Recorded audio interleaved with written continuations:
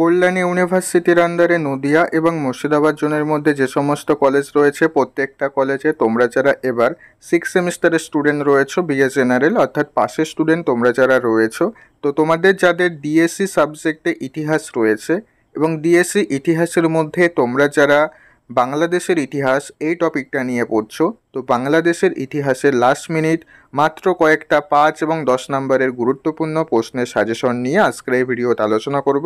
অর্থাৎ আমি তোমাদের জন্য লাস্ট মিনিট কয়েকটা প্রশ্ন তৈরি করেছি, যে প্রশ্নগুলি পরীক্ষার আগে ভালো করে পড়ে গেলে এখান থেকে তোমরা পরীক্ষাতে 90% সমস্ত প্রশ্নই কমন পেয়ে যাবে। তো কী কী প্রশ্ন রয়েছে তাহলে এবার তোমরা প্রত্যেকেই সেগুলি দেখে নাও। তো দেখে নাও, স্ক্রিনের উপর তোমরা প্রত্যেকেই সাজেশনের প্রশ্নগুলি দেখতে পাচ্ছ।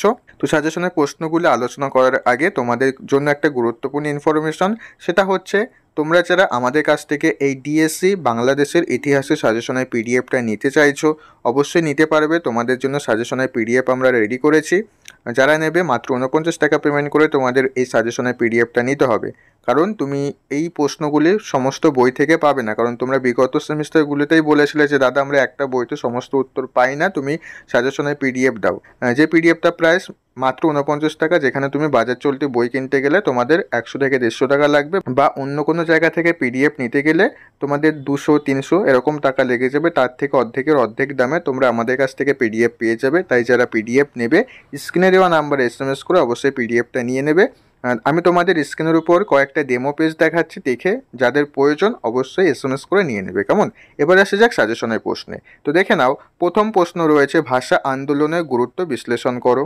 তো এখানে যে প্রশ্নগুলি দেখছো, এখানে তো একটা প্রশ্ন দেওয়া রয়েছে। আমাদের সাজেশনের পিডিএফে তোমরা 2 নম্বরের প্রশ্ন পাবে এবং 5 ও 10 নম্বরের প্রত্যেকটা প্রশ্ন অনেকগুলো করে অথবা দেওয়া থাকবে, এবং প্রত্যেকটা উত্তর সুন্দর করে হাইলাইট করে পয়েন্ট করে করে সহজ ভাষায় লেখা আছে। তাই যারা নেবে অবশ্যই নিয়ে নিও। পরবর্তী প্রশ্ন রয়েছে বাংলাদেশের বিদেশ নীতি নির্ধারণে আসিয়ানের গুরুত্ব কতখানি, অথবা বাংলাদেশের বিদেশ নীতি পর্যালোচনা করো। পরবর্তী প্রশ্ন, বাংলা ভাষা আন্দোলন গড়ে ওঠার কারণ সমূহ বর্ণনা করো। বাংলাদেশের মুক্তি সংগ্রামের উপর এর প্রভাব কী ছিল, অথবা ভাষা আন্দোলনের তাৎপর্য আলোচনা করো, অথবা বাংলাদেশের ইতিহাসের প্রেক্ষিতে ভাষাগত জাতীয়তাবাদী ধারণাটি ব্যাখ্যা করো। পরবর্তী প্রশ্ন, বাংলাদেশের ইতিহাসের প্রেক্ষিতে ভাষাগত জাতীয়তাবাদী ধারণাটি ব্যাখ্যা করো। এই প্রশ্নটা তোমাদের রিপিট হয়ে গেছে, এটা বাদ রাখবে। পরবর্তী প্রশ্ন, সার্কে বাংলাদেশের ভূমিকা আলোচনা করো। পরবর্তী প্রশ্ন, শহীদ দিবসের তাৎপর্য সম্পর্কে টিকা লেখো। পরবর্তী প্রশ্ন, অপারেশন সার্চলাইট বলতে তুমি কি বোঝো। পরবর্তী প্রশ্ন, বাংলাদেশের বাংলা ভাষা আন্দোলনে মহিলাদের ভূমিকা পর্যালোচনা করো। পরবর্তী প্রশ্ন, 1969-এর গণ অভ্যুত্থানের উপর একটি নিবন্ধ লেখো।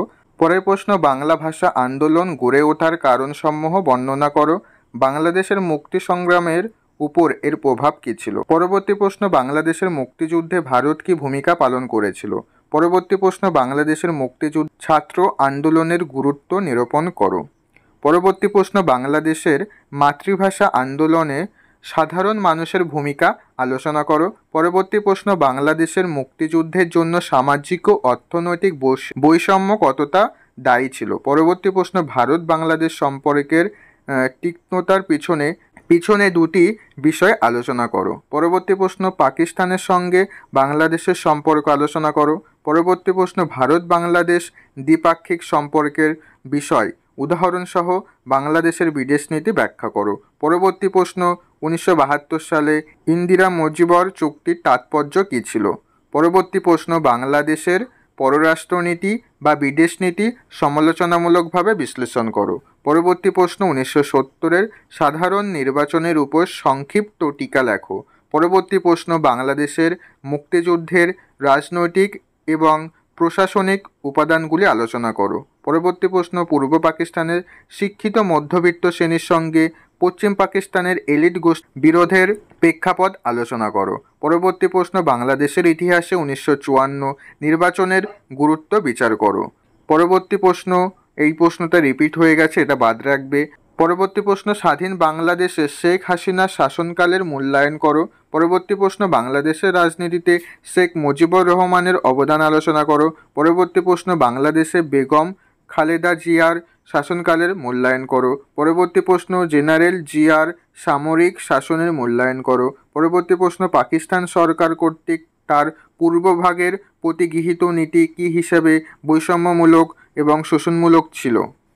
পরবর্তী প্রশ্ন, 1971 পাকিস্তানের রাষ্ট্রপতি কর্তৃক নবনির্বাচিত আইনসভার মুলতুবি ঘোষণাকে তুমি কিভাবে ব্যাখ্যা করবে? পরবর্তী প্রশ্ন, 1950-এর দশকের শেষ দিকে আওয়ামী লীগ কর্তৃক 21 দফা দাবির উপর জোর দেওয়ার বিষয়ে একটি নিবন্ধ লেখো। পরবর্তী প্রশ্ন, স্বাধীনতা লাভের পূর্বে পূর্ব পাকিস্তানের অর্থনৈতিক পরিস্থিতির বিবরণ দাও।